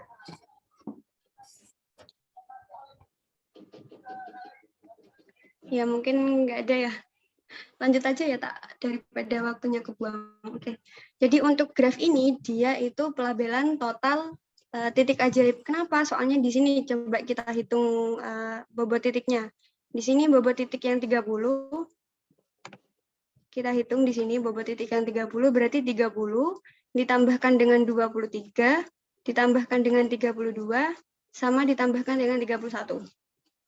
Berarti kan 62 ditambah 31 berarti 93. Tutup mana aku tadi? 1 2. Aku tutup di 1 2 3. Oh, ditambah 2 3 berarti kan 6 116 ditambah sama 13. 116 tambah 13 129. Ini kalian coba aja dulu 129. Terus kita coba ke titik yang lain juga. Misal aku ke titik 29 ini. Ke titik 29 berarti 29 ditambah 32 61 ditambah 22 83 ditambah 33 116 kok salah? Kalkulatornya capek. 29 ditambah 32 ditambah 22 ditambah 33 ditambah udah. Beda. 9.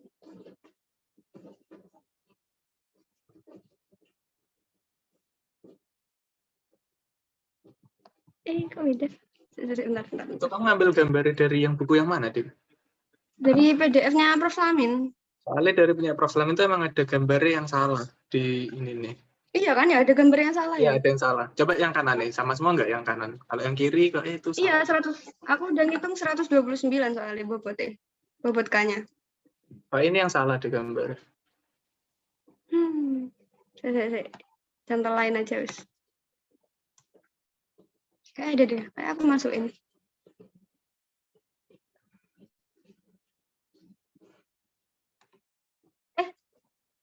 Nggak ada. Aku nggak masukin lagi berarti. Iya, ini pokoknya nanti dihitung bobot IE 129 semua. Gitu. Tinggal kalau pelabelan ajaib, pokoknya tinggal ngitung bobot sisi atau bobot titiknya.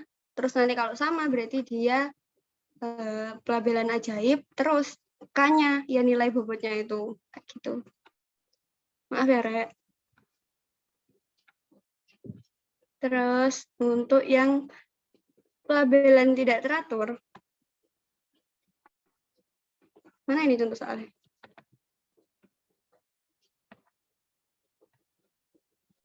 Ini contoh soal yang pelabelan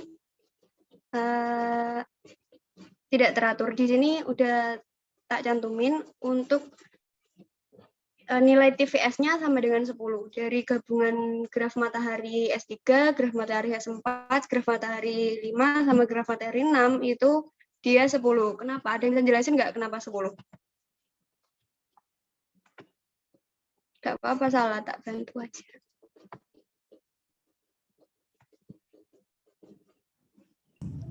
yang tadi tak jelasin. Ada yang bisa jawab? Dari panitia mungkin mau jawab? Jawab.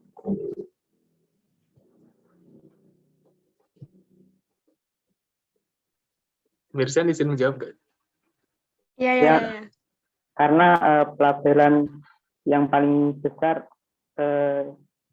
pelabelan yang paling besar yang sisi terhubungnya itu 10. Pelabelan yang besar yang mana? Yang punya bobot berapa? 38. 39. Salah ini ya, masih ada 39. Iya, 39. Ya.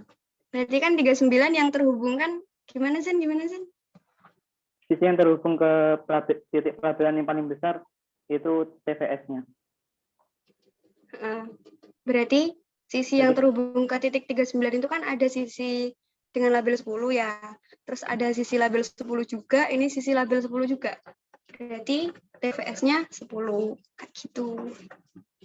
Misal aku rubah di sini yang paling besar misal 14. Berarti ini ya kan 14 ini. Dia cuma satu sisi ya berarti 10. Terus aku misal ngerubah paling besar di sini 33. Kan dia ada bobot 10 juga 10. Berarti semua 10 TVS-nya. Kayak gitu. Misal aku rubah di sini jadi yang ini 20. Berarti TVS-nya berapa? 20. Nah, gitu. Jadi untuk pelabelan tidak teratur itu, pertama caranya kita tentukan dulu label titik mana yang paling gede. Habis itu lihat sisi-sisi yang terhubung, sisi mana yang punya bobot paling gede juga. Nah, itu nilai TVS-nya. Gitu.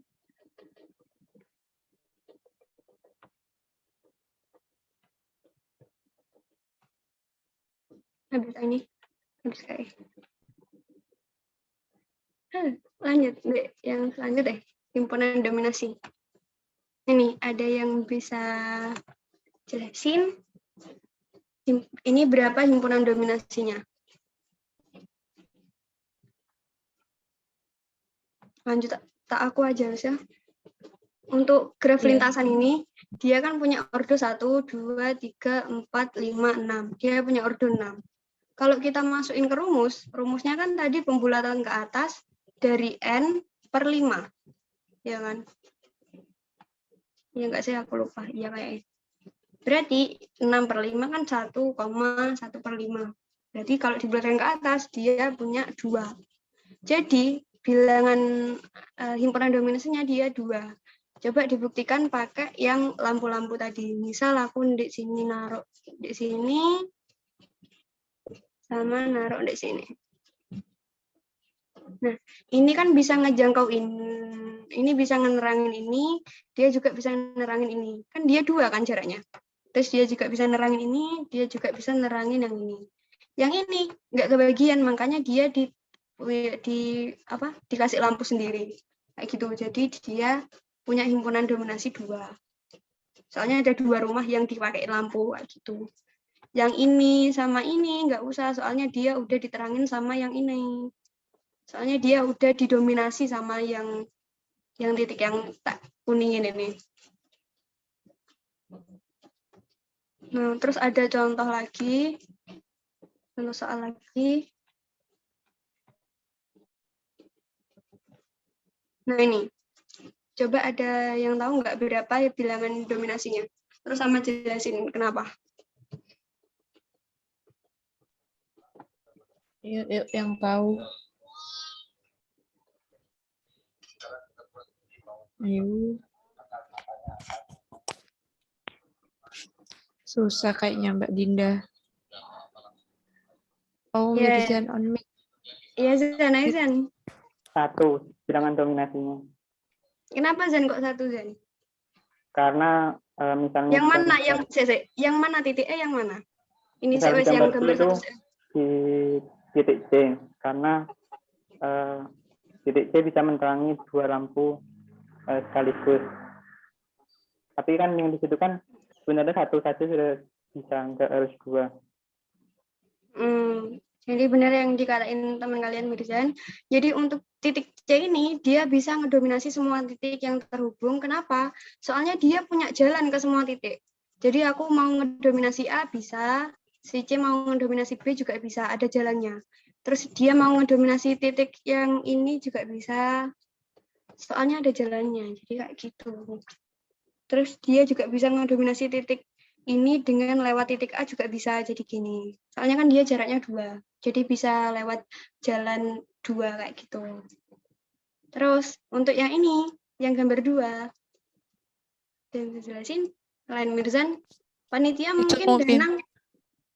Justin Theo itu raise hand, mungkin bisa. Oh iya. Ketawa aku rasanya. Tes. Oh, enggak, saya mau tanya. Belum. Iya, Deng. Iya, Oh iya, enggak apa-apa. Iya, Deng. Bukan mau jawab. Enggak apa-apa. Iya. Tapi jadi dominansi satu saja. Karena satu aja sudah cukup kan untuk menjangkau semuanya. Tanya yang mana? Oh, kenapa nggak himpunan dominasi satu aja gitu? Yang sebelumnya ini, slide sebelumnya ini. Oh, yang graf lintasan itu tah? Iya. Bentar.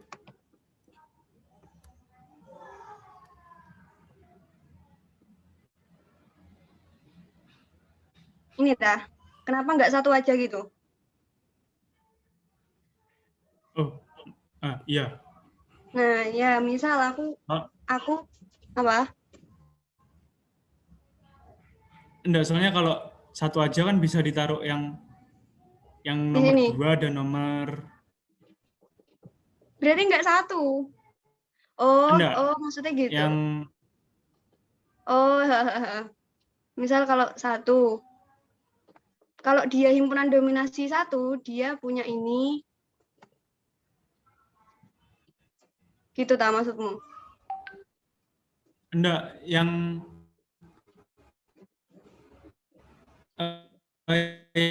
lampunya ini ditaruh yang nomor, enggak boleh ya? Kalau 2 dan 5 kan bisa menerangi samping-sampingnya. Oh iya. Iya, pertanyaan saya itu. Oh iya, memang kalau himpunan dominasi jarak 1 ya sama jarak 2 itu bedanya Kan tipis ini banget. satu. Dia bedanya tipis banget. Dominansi 1. Iya, untuk graf lintasan memang dia agak rancu ya buat nentuin dia dominasi 1 atau jarak 2. Kecuali graf lintasannya itu emang banyak banget titiknya. Kayak gitu. Nah, kalau misal dia himpunan 1, dia kan bisa ngejangkau ini, juga bisa ngejangkau ini ya.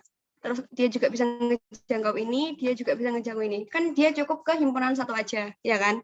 Tapi kalau himpunan dominasi jarak 2, ini juga bisa masuk himpunan dominasi jarak 2. Kenapa? Soalnya titik yang ini, tak merah aja.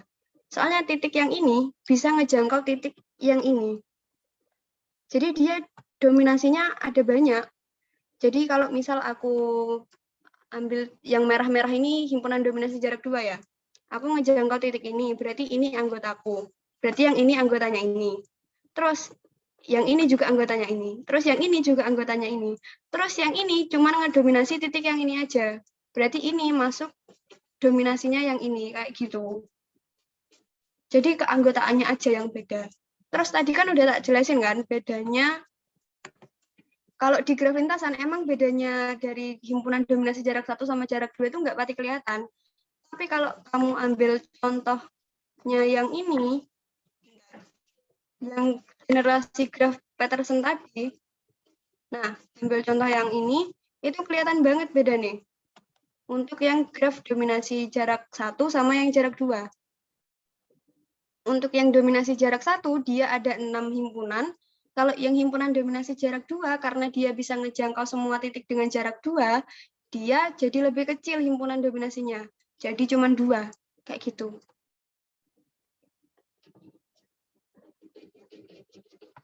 Udah jelas nggak? yang contoh lintasan itu kita pakai yang 2 aja, Pak. Apa gimana? Jadi yang lintasan tadi loh, yang contoh lintasan tadi. Oh, Graf- kalau yang graf lintasan itu anu sih, tergantung materinya. Kalau materi yang diminta ya himpunan dominasi jarak 1 ya pakai jarak 1, kalau yang diminta jarak 2 ya jarak 2. Tergantung soalnya yang itu kalau lintasan. Rumusnya juga sama kok yang lintasan N/5. Mungkin kalau lintasannya banyak mungkin bisa dicoba sendiri ya kalau di rumah mungkin. Buat graf lintasan yang banyak titiknya terus cobaan pakai himpunan dominasi jarak 1 sama jarak 2. Nantilah ada bedanya. Nanti himpunan dominasinya semakin dikit, jaraknya semakin banyak, jumlah himpunan dominasinya juga semakin dikit. Gimana, udah jelas? Apa ada yang ditanyain lagi? Nah. Terima kasih. Ya, ini contoh soalnya udah. Yang ini juga satu himpunan dominasi ini. Soalnya ini dia bisa ngejangkau semua titik dengan jarak 2. Kayak gitu, bisa dijangkau gini. Untuk yang ini juga gak ada untuk graf persahabatan yang ini, 2 ini juga gak ada bedanya sama yang himpunan dominasi jarak 1. Soalnya untuk himpunan dominasi jarak 1 dia juga satu himpunannya. Untuk yang himpunan jarak 2 dia juga satu. Mungkin bedanya cuman di jalannya aja kayak gitu. Kalau himpunan jarak 1 kan dia cuma satu jalan. Kalau himpunan dominasi jarak 2 dia lebih luas karena jaraknya ada 2 gitu.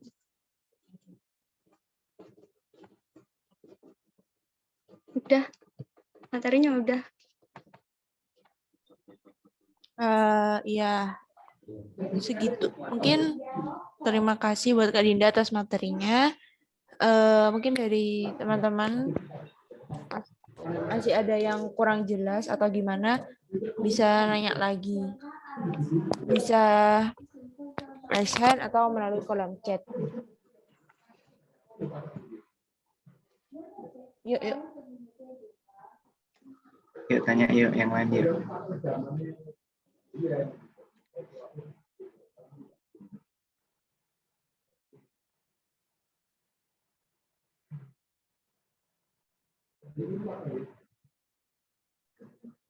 Iya, nanya.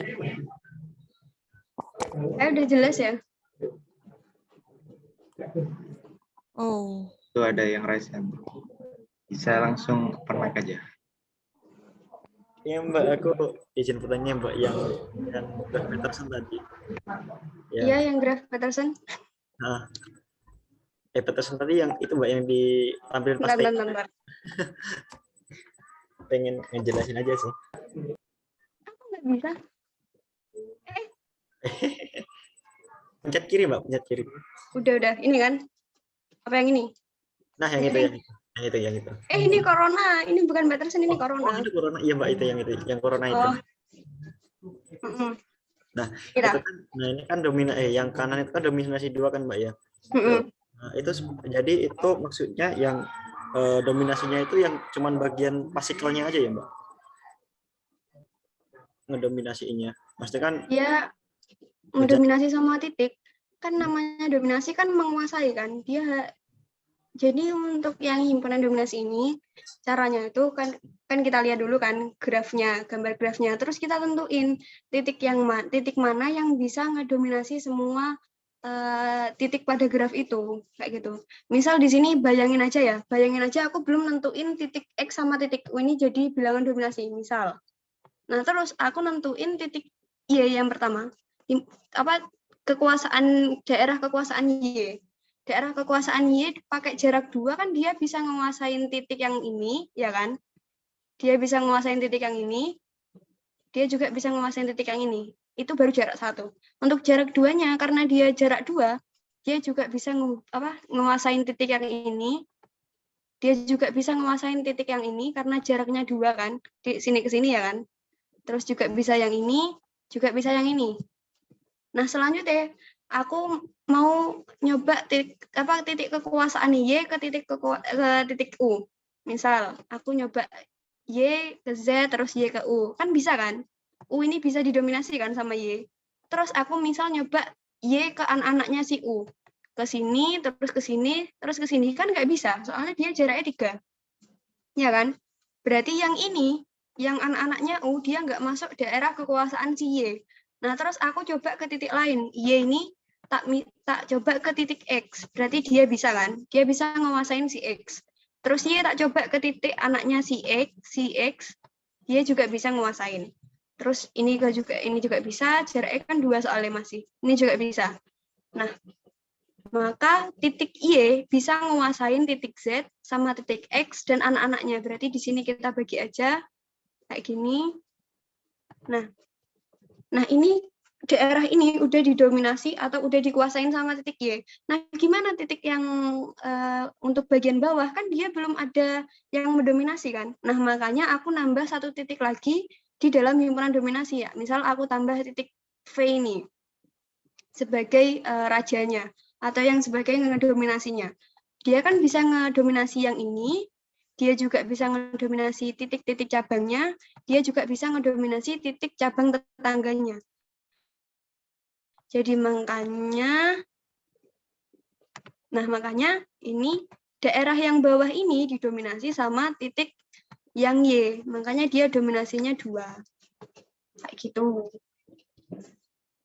Pokoknya kita tentuin, kita dulu gambare, terus identifikasi, terus kita cari titik, terserah titik yang mana. Tapi yang kira-kira masuk akal dan bisa ngedominasi semuanya, kayak gitu. Oh iya, paham Mbak. Terima kasih Mbak. Oke. Udah. Beneran ya.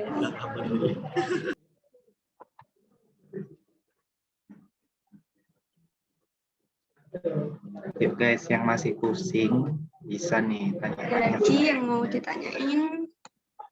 Ya. Kapan lagi punya kesempatan buat ngobrol sama Neng Dinda? Cuma di ngoceh aja. Menuju.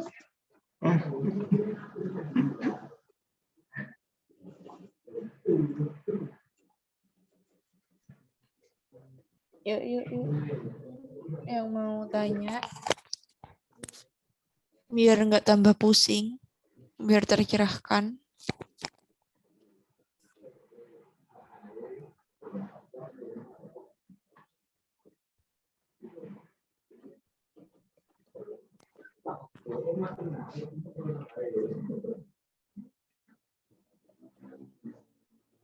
Ini kalau buat UAS, kalian mending belajar pengaplikasian grafnya aja. Pengaplikasian graf di dunia nyata kayak gitu. Soalnya banyak yang keluar kalau UAS kemarin. Oke. Ini ada yang tanya nih. Nanti lanjut tanya lewat PC materinya boleh nggak, Kak? Boleh, tapi aku nggak tahu kalau fast rep nggak tahu. Kalau fast respon nggak tahu ya. Oh, nggak boleh berarti guys. Sebenarnya ngomong nggak boleh tapi dengan cara yang halus. Mas Riki nakal. Nggak apa-apa kalau cuma tanya materi, nggak apa-apa. Ini Mirzan ini kan ya temanku, dia suka sering tanya. Itu bolehlah nanya-nanya ke Dinda, tapi ya kalau nggak fast respon mohon dimaklumi.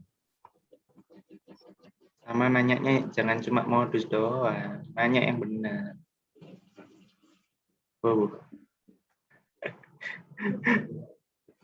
Udah tanya, Itu gak ada yang bisa, tanya. Gak ada yang tanya aja. Gak ada yang mau nanya lagi, Re? Ayo, bisa raise hand langsung atau nulis di kolom chat.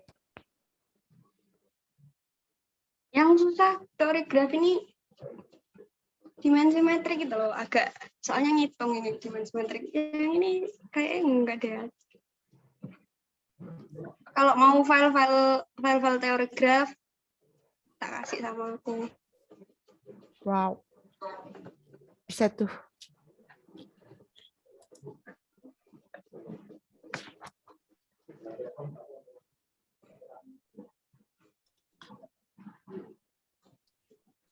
Oh iya, itu mungkin jangan lupa ngisi feedback juga ya sekalian. sambil diisi feedbacknya, sambil mungkin bingung mau nanya apa, bingung sama materinya, bisa langsung ditanyakan.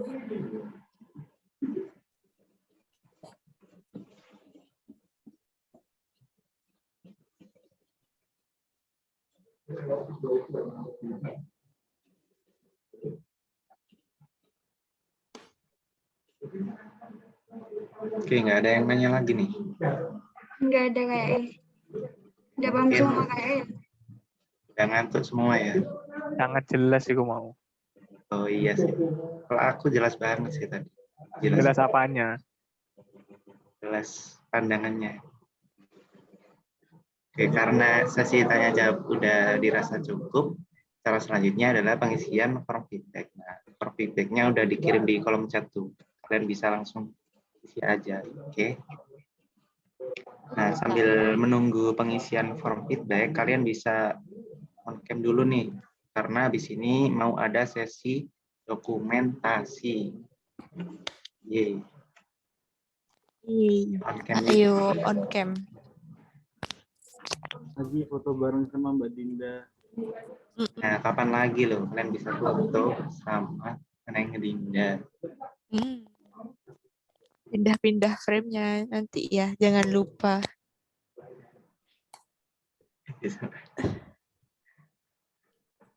Yuk. Jarang-jarang loh kesempatan langka loh. Ini Dinda yang satunya dari tadi kayak cemburu terus nih. Kegeeran mungkin Dinda yang satunya. Ayo on cam yuk. Ayo on cam yuk. On cam. On cam. Yuk, Ayo dong on cam dong. Tunjukkan pesonamu. Tunjukkan pesona kemumetanmu. Siapa tahu dilirik sama Dinda loh.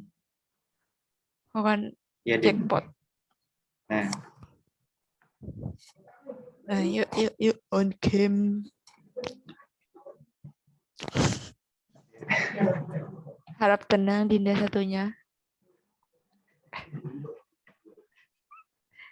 Yuk yang bisa on cam, yang nggak ada halangan.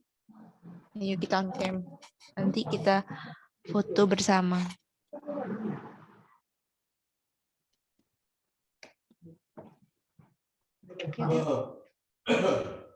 Yuk bisa yuk. Yuk.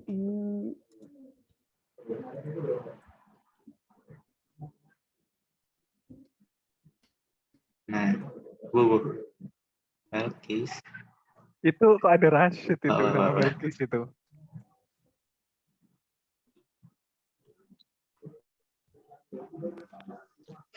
Malah ngedit loh, ya Allah. Ya Allah. Sid, salam ke Pak Anang, Sid.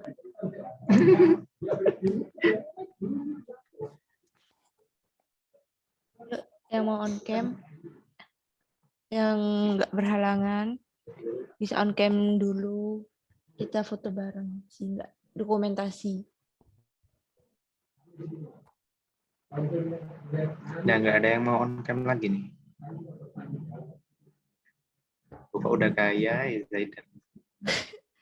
Ayo masih yang on cam. Kan nggak enak nanti di SS hitam-hitam semua gitu. Enakan berwarna putih berkuning-kuning. Yuk. Ayo kita on cam. Mari kita on cam.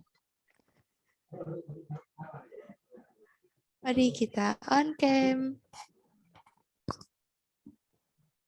Sepertinya tidak ada. Buat panitia yang nge-screenshot sudah siap.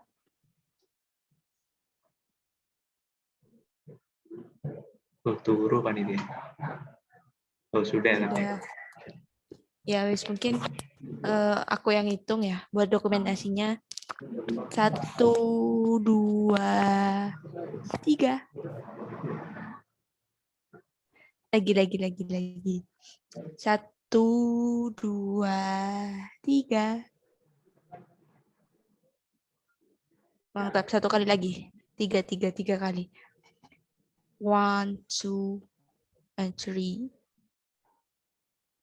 Sip. Alhamdulillah. Barakallah. Barakallah. Kok tahu? Sampailah kita pada penghujung acara pada malam hari ini.